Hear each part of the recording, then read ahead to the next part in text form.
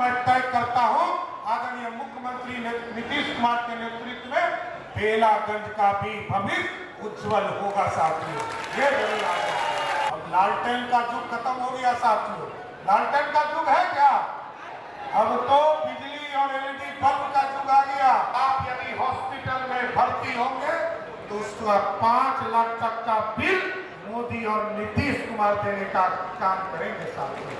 लालू प्रसाद जी 1990 से लेकर 2005 तक बिहार के मुख्यमंत्री रहे, लेकिन कभी भी रोजगार देने का काम नहीं किया। 1 लाख लोगों को भी नौकरी नहीं देने का काम किया साथियों।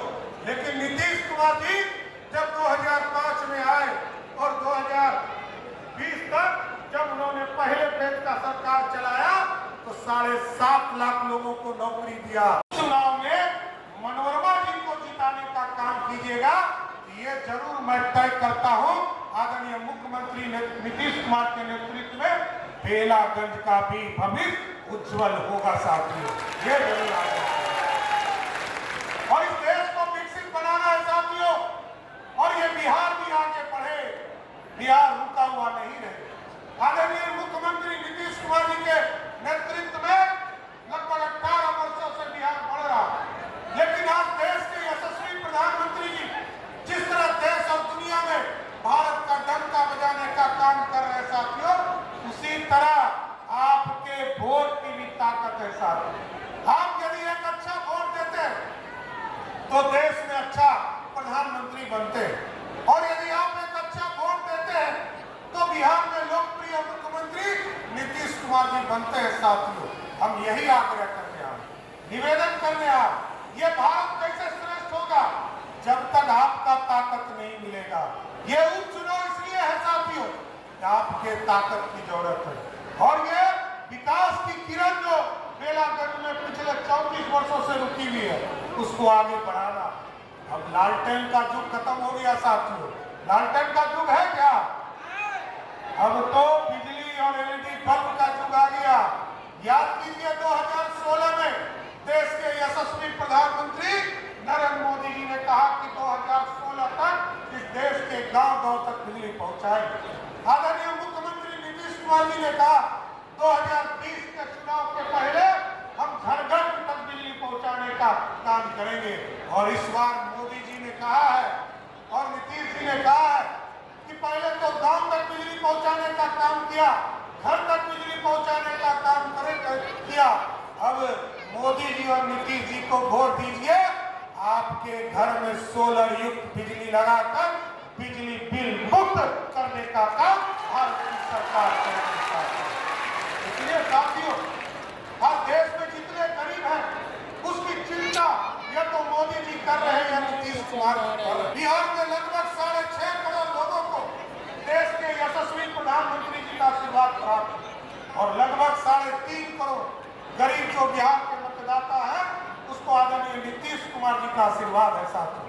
अब जिसको 5 किलो अनाज मिल रहा है साथियों, एक बार हाथ उठाइए तो किसको किसको अनाज मिल रहा है, और जिसको अनाज मिल रहा है अब मोदी और नीतीश कुमार जी ने तय किया है, आप यदि हॉस्पिटल में भर्ती होंगे तो उसका 5 लाख तक का बिल मोदी और नीतीश कुमार देने का काम करेंगे साथियों। ये है ताकत।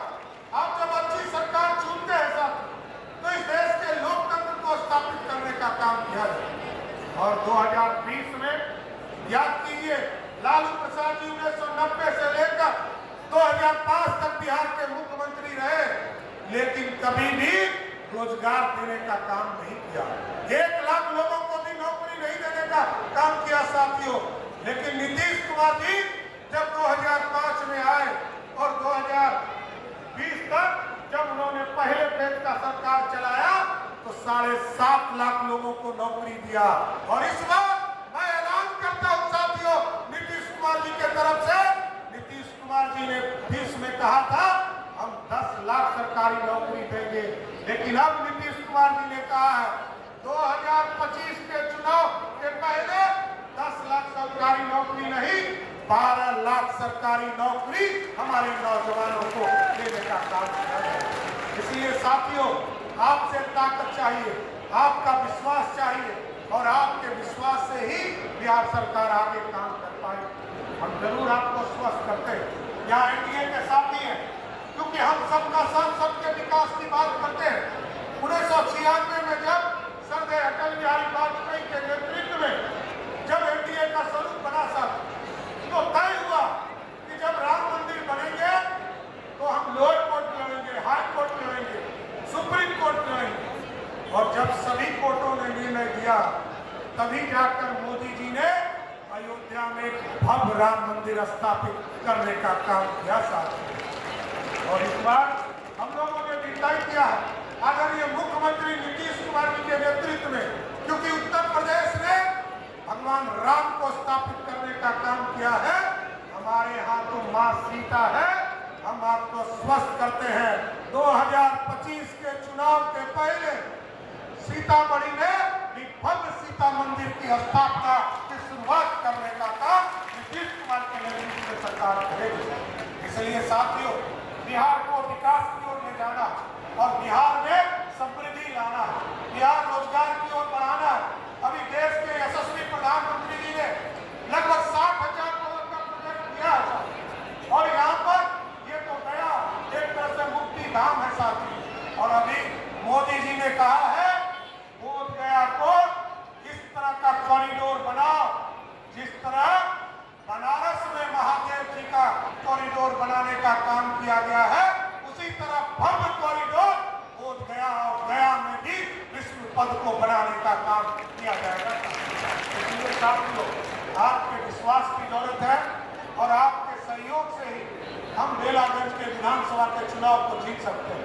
लगातार हम लड़ते रहे, कभी जीत नहीं पाए। हम जरूर एनडीए के साथ ही एक एक वर्कर से, एक एक कार्यकर्ता से आग्रह करेंगे, पूरे लोग इसमें लग जाइए और सब अपार जो बहुमत आज दिखाई दे रहा है, इसके स्वरूप को उस दिन जरूर खड़ा करने का काम कीजिए। तो क्या 13 तारीख को वोट दीजिएगा कि नहीं दीजिएगा? दीजिएगा ना? तो मनोरमा जी को माला पहना दे हम लोग, पक्का पक्का कि नहीं? 13 तारीख को एक एक वोट पड़ेगा ना?